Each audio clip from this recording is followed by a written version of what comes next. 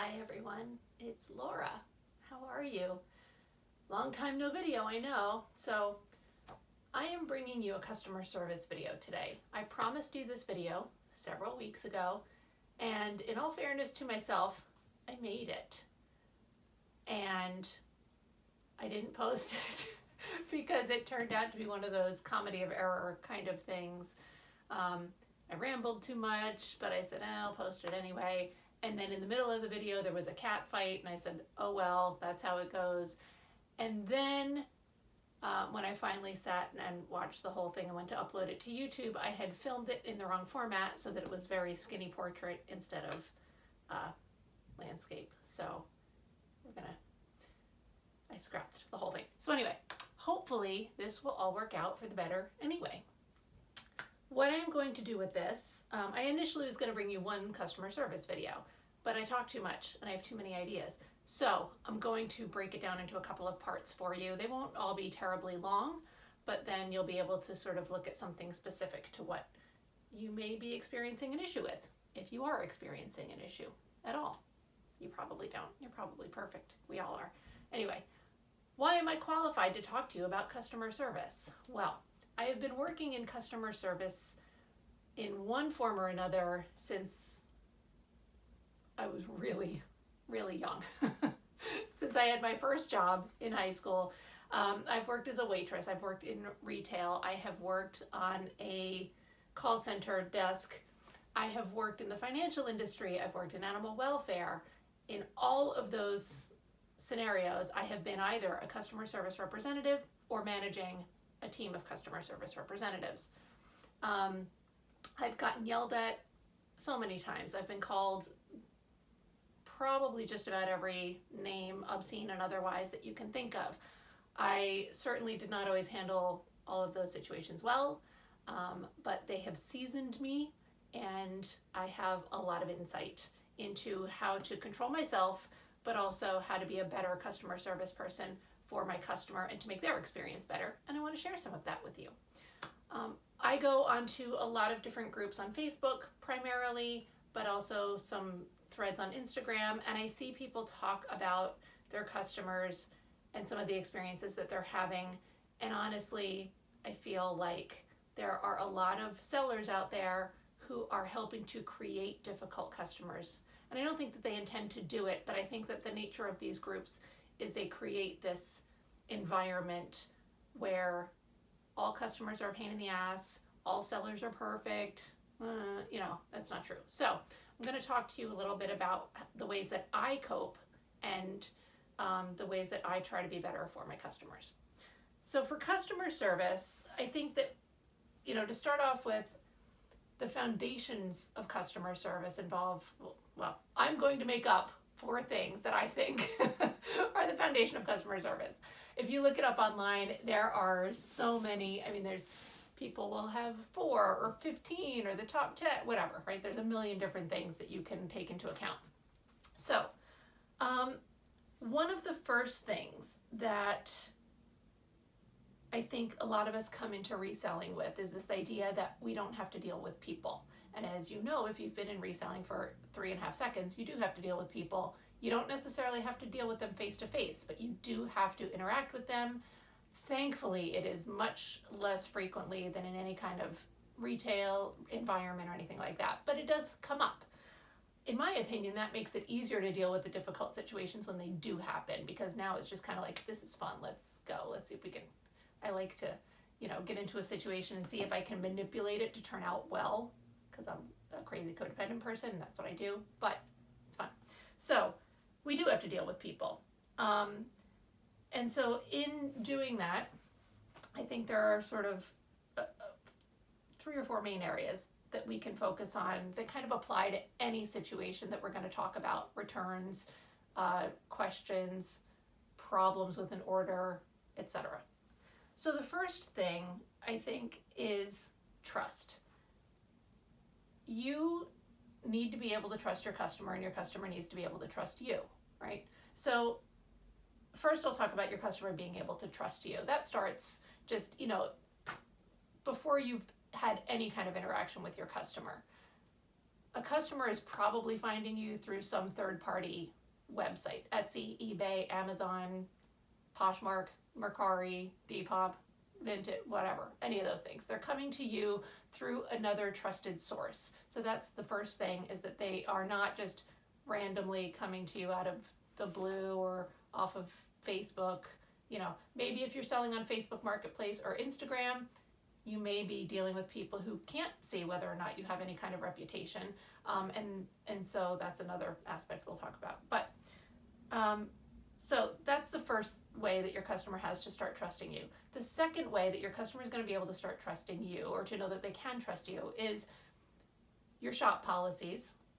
What do you have written down for them about everything? Your returns,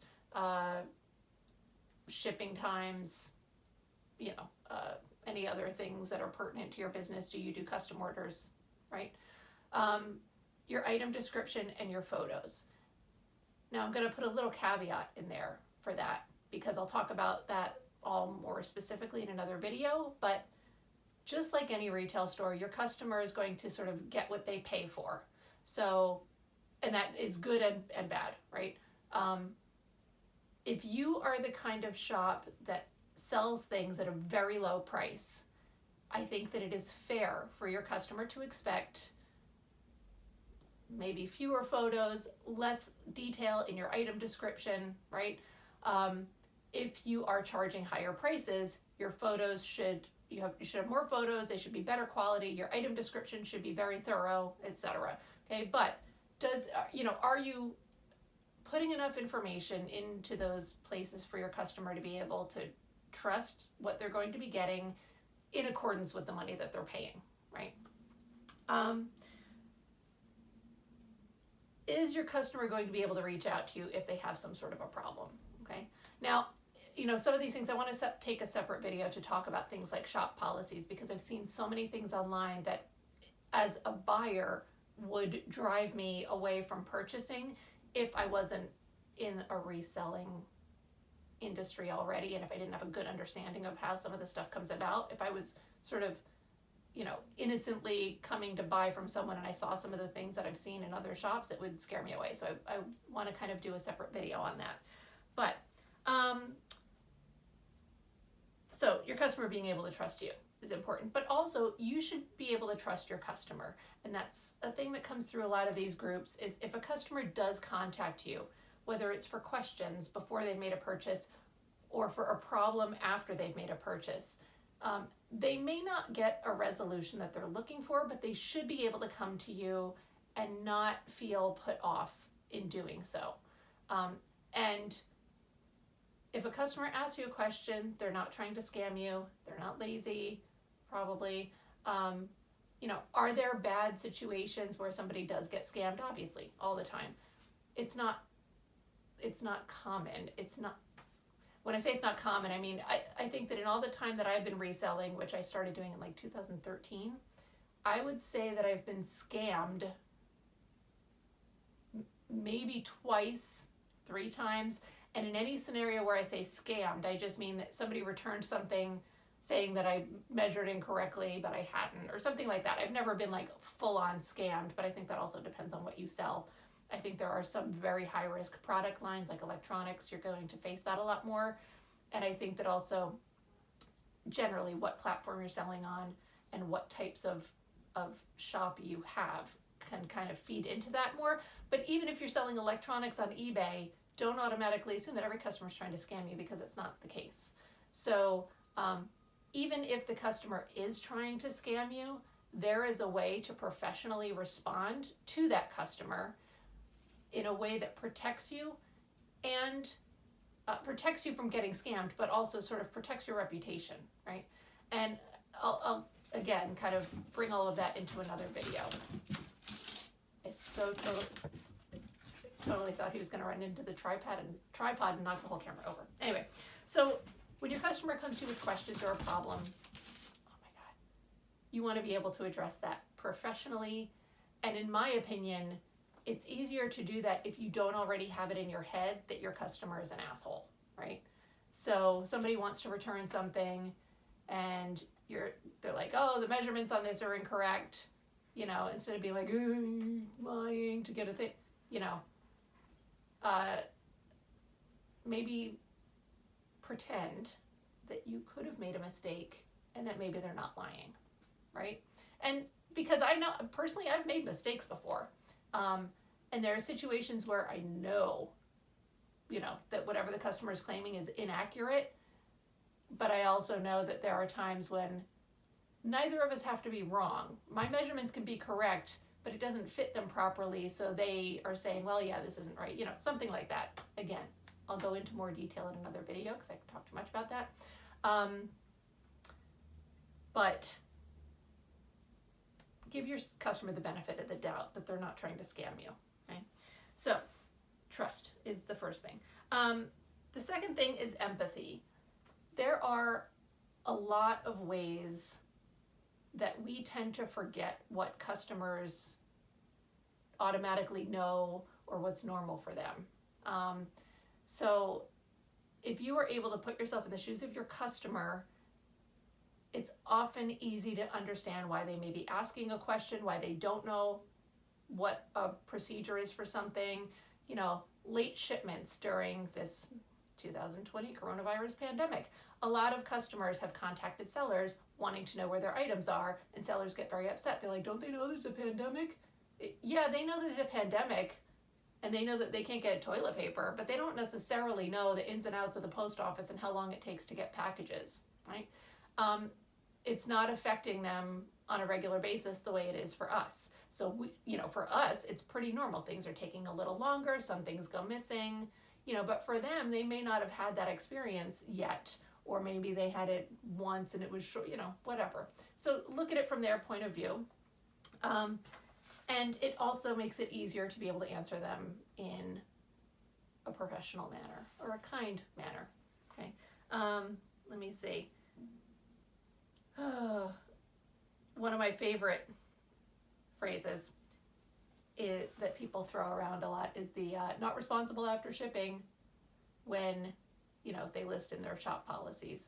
And that's just, A, it's bullshit because you are, right? But B, that's not very empathetic towards your customer. And you may not be at a stage in your business where you're willing to take on the responsibility of another platform like the post office, right? You've shipped an item out, it never got there, and your customer's contacting you.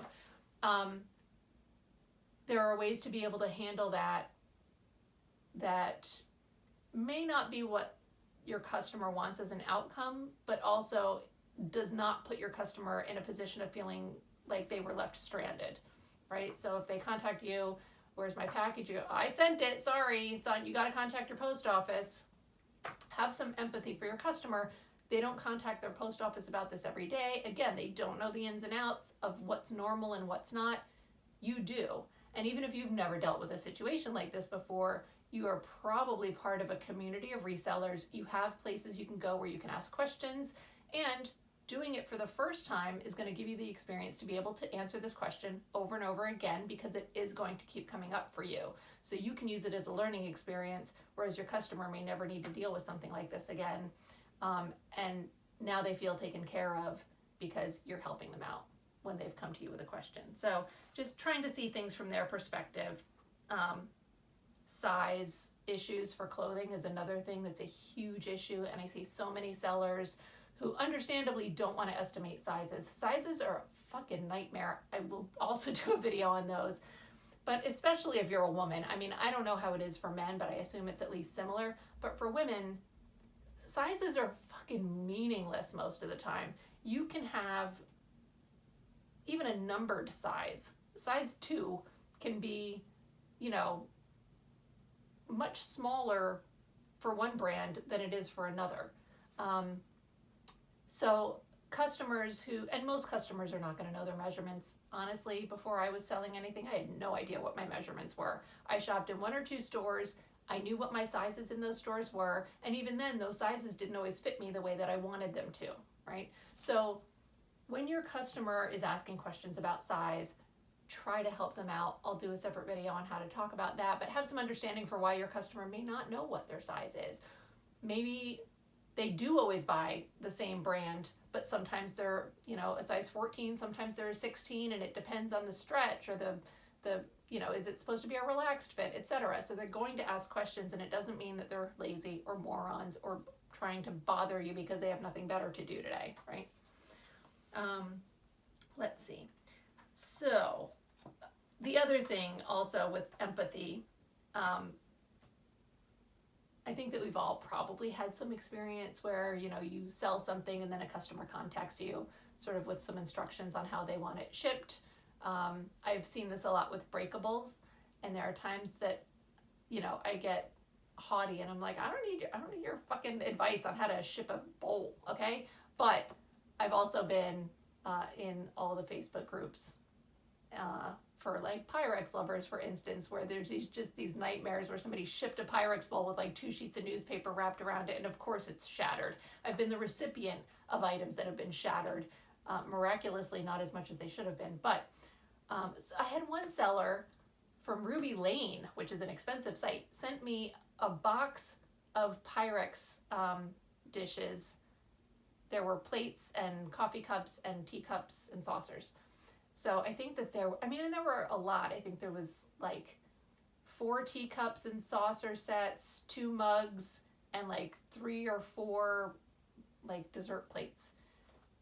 And they were sending it from Canada, and they had put in, a little more, they wrapped it in newspaper, which isn't necessarily it, but just like you would wrap it if you were moving, right? You're gonna wrap it up a little bit, stick it in a box that you carry from here to your car, and then from Canada. And I think it was like 2 pieces broke out of all of it, and and I never contacted the person because honestly the 2 pieces that broke were not pieces I cared about. But like a month later, they contacted me, I think asking for a review or something. And so I told them what happened, and she was like, oh yes, she blew it off, which was crappy in my experience, especially since I didn't come to you. Okay. But anyway, that's why people are going to send you messages asking you to pack things carefully, right?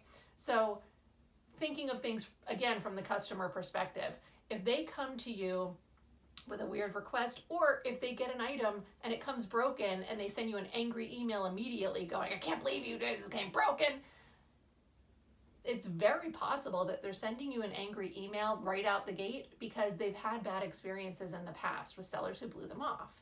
So oftentimes I find that somebody sends me a nasty message, and then as soon as I've responded, and and I'm polite and trying to help them, their tone changes immediately because they realize this is not going to be a battle. Okay, I'm going to do a video with some nice examples for all of those things. One example that I will talk about, though, is I had a customer who purchased a dress from me once, and the dress had a designer name on it, like printed on the dress. There were no tags, or there were at least no brand tags in the dress. I can't remember. So she bought the dress. I sent it to her, and she contacted me when she got it saying that she didn't think that it was authentically this designer. Now, I had never heard of this designer before. I was newer in reselling, so I don't think that it wasn't like it was Poochie or something, I forget what it was, but it was a decent designer, but for whatever reason, I just thought, yeah, it's a cute dress, it's got this name on it, right? So she said she didn't think it was authentic and listed all the reasons why, and and I was like, all right, whatever. So I accepted the return. I didn't agree with her. At that point, I think I looked up the designer, and it didn't seem to me like this was something that was faked a lot. But, whatever. I accepted the dress back. When I got it back, I relisted it for a higher price. Someone else bought it. They loved it. All was fine. A few years later, that same customer, the one who had returned the dress, bought another dress from me. I didn't realize that she had purchased it. It was really cute. I think she had contacted me and asked if I was offering any kind of discounts or if I was flexible on the price. I sent her a coupon for a discount on the dress. She purchased it. When she got it, she sent me a message that seemed irritated to me because there was something I don't know, there was something with the dress that either there was a seam that was coming loose or had been sloppily repaired, that I did not notice. And she was annoyed, and I think she said she bought it as a gift for a friend of hers, and da da da da. And at that point, somehow I was, through Etsy, I saw that she had purchased for me in the past, and I saw what that past purchase was, and in my head I was like, God, Jesus Christ, you know. But even though I already have this perception that she's a pain in my ass, and she's being a pain in my ass again, I responded professionally and as though this was not her being a pain in the ass, and I just apologized. I didn't notice that. I'm so sorry. Of course, I would have mentioned it in the description if I had noticed it. These are the things that I, am willing to do for you. You can return it. I'll pay for the shipping back. If you want to get it repaired, just send me a copy of the invoice and I'll refund that amount for you, whatever it was. And so ultimately, I think that's what she did. It wasn't a whole lot. I think it was $5 maybe for her to get the thing repaired. And she was thrilled, and she wrote me a great review on it. So even scenarios like that, it was an experience that had been negative for me in the past, looked like it was going to be negative for me again, and it turned out to be great. So having empathy for her and having an assumption that she's not trying to ruin my day or be difficult helped me to be able to help her professionally. A third sort of core concept for me is to remember that you are the company. So when you go shopping at Target and you're pissed off about whatever gets you pissed off at Target, and you complain to the cashier, the cashier isn't the manager, she's not the owner, whatever, but in your eyes, she's representing Target in that moment. When you call UPS because they don't bother knocking on your door, when you are waiting for a package and then they leave a notice as though you weren't home, but they didn't even try to knock on your door in the first place, and you call customer service, you know that the customer service person is not the delivery person, they have no idea, but you're still gonna be frustrated and probably take it out on them. Maybe you're not gonna take it out on them, but you can understand how people do. They are representing the company to you in that moment, and that's what you do with your customers. Now, the difference for you is that number one, you are the company, you are your own business, but number two, you are also a representative of whatever platform it is that you're selling on, Etsy, eBay, etc. This is an extra reason that it's important that you handle yourself professionally. I don't know if you have seen it already, but there is a page on Instagram called Depop Drama, which is hysterical but sad at the same time. And it's people who have had interactions on Depop in messages, usually between a buyer and a seller, and somebody is responding horribly inappropriately, and a whole bunch of times it's the seller, so there's a whole Instagram page dedicated to these inappropriate responses. And while it's funny in an Instagram post, if you look at it from the perspective of that seller giving that customer a perception of Depop that now will reflect upon you also, it hurts your business. So when I have a customer on any platform and that customer's having a problem, I try to remember that, I want to represent my own business well, but also any experience that customer has with me at that time is going to be, in their mind, representative of their experiences with Etsy overall, or eBay, whatever, okay? And similarly, some of our partners, USPS, PayPal, other companies, it doesn't mean that those companies aren't going to make mistakes, and it doesn't mean that you have to pretend that they don't make mistakes, but it does mean that it's in our best interests not to shit talk those companies to our customers. I had a customer purchase an item through Etsy. It was an international customer, and it had gone through Etsy's new global shipping, whatever situation they're doing there. If you're not familiar with it, essentially you send the item to a center in the US, they repackage it and send it off to the international location. it's kind of similar to eBay's global shipping program, except that Etsy doesn't really offer you any protections. In eBay, if you send it to their global shipping center, once it reaches that destination, you're in the clear. If the customer has a problem, if the package gets lost or damaged, eBay handles it from there. You don't have to worry about it. Etsy does not have that same protection in place. So in this situation, the package was missing and I didn't really have a way to track it. And because it had gone through this third party thing, I contacted Etsy. Etsy gave me the phone number for the third party vendor so that I could contact them and find out what was going on with the package, which was frustrating to me because this was Etsy's game. Like using this doesn't give me a benefit and it doesn't give my customer a benefit. It's not cheaper for me or my customer. It doesn't appear to be faster, and it does not offer any additional level of protection for either one of us. And in fact, in my opinion, it offers less protection for the customer than if I were to ship it to them directly. But it does take longer, even under a normal circumstance. So instead of me shipping it to England, I'm going to ship it to this center in New York. They're going to do whatever they do, and then they're going to ship it on to England. I contacted Etsy. They gave me the phone number for this other company.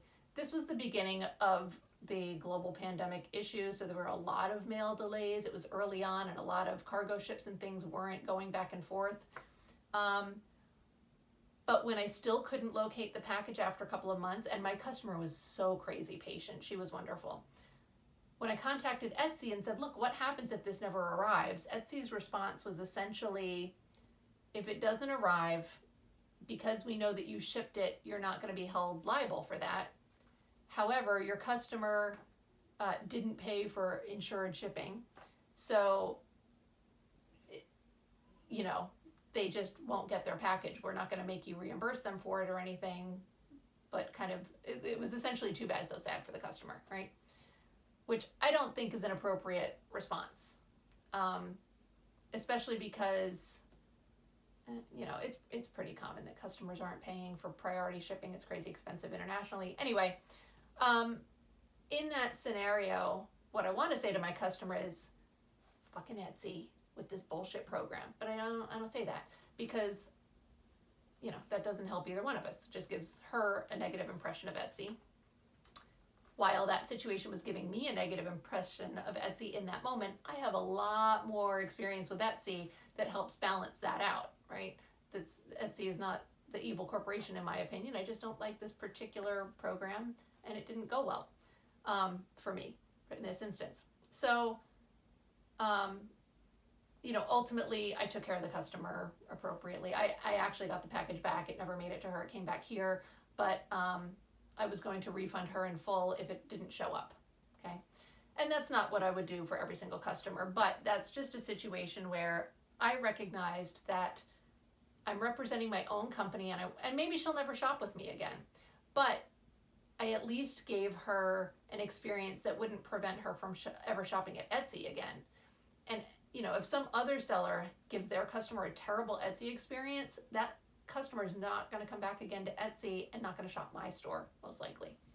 The same thing with the post office, etc. Part of it is that if you're so willing to negatively talk about the post office or Etsy or eBay to your customer and say, yeah, the post office has been a freaking disaster. I don't even know what they're doing right now. Everything is a mess and delayed. It's just negative, and it doesn't give your customer faith that you are a professional. It's not a professional way to conduct yourself. Your customer may feel like you're going to speak about them that way if you have any kind of issue with them. And you can still convey a similar type of message without it being negative. I'm so sorry that this has been delayed. The post office is having a lot of delays right now because the pandemic has shut a lot of things down, so we do see things moving a lot more slowly than normal. Hopefully you can be patient with me. I know that they're working hard. Blah, right? So that's all that type of stuff.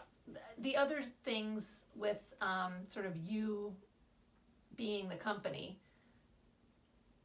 in my opinion, even in other places, social media, your shop policies, your item description, etc., all of those things represent you. Whenever I have to respond to a customer, I always kind of think of it as, how would I feel if they were going to screenshot my response and put me on blast on Instagram? Would I be okay with that happening? And I always respond to all of my messages as though I would be okay with that happening. And honestly, even my social media presence, my massive social media presence, I don't really put anything on there that I would not want a customer to see. My business and my personal social media are pretty much the same. Are there things on my social media that are purely personal things? Yes. I do talk about issues sometimes that are not about mental health issues. Talk about my cats. I post stupid photos of myself looking ridiculous, because that's what we do. But it humanizes you but you can do that in a way without being inappropriate, I think, right? And obviously, I swear a lot in these videos. I swear on my Instagram and probably, maybe not my Facebook so much, I don't know. But it's all, in my opinion, representative of my brand, if I were to have a brand. I'm not totally clean cut, but I also try not to be offensive overall. Okay. So, you representing the company. And then my fourth core component of good customer service, even though it's taken me 72 hours to get here, is essentially finding a way to say yes to your customer. And I don't mean that you have to say yes to everything that they ask for, because I don't think that that's reasonable. But are you able to present options to them? Are you able to find some sort of way? It's the whole, I can't do that, but what I can do is situation, So you don't necessarily have to accept returns, but if a customer has a problem, do you have options for them? If a customer contacts you wanting a discount, you can say no to them, but are you able to offer them anything in lieu of a discount or a future discount, or even just say, I'm sorry, I'm not offering any discounts at this time, but I usually do run a sale around holidays, so keep an eye out for that, something like that, right? Oh, I'm not running any sales, but I do offer, shipping is included in my prices, so there's no additional charge for shipping, something like that. Kind of finding some sort of way to say, here, let me give this to you, let me help you with that, let me say yes to you in some sort of way. I find that softens the blow a lot, and also makes customers feel better about their experience with you. So I'm going to end this part of the video here. I have a lot of other things that I feel like I have some good advice on, but you can see that I talk a fucking lot. So some of the things that I would like to talk about in the future are things like returns, missing packages, offering discounts, let me see, feedback. Feedback is a big one for customers. Them leaving you feedback, getting feedback, etc. And I feel like it's better off if they all have their own videos.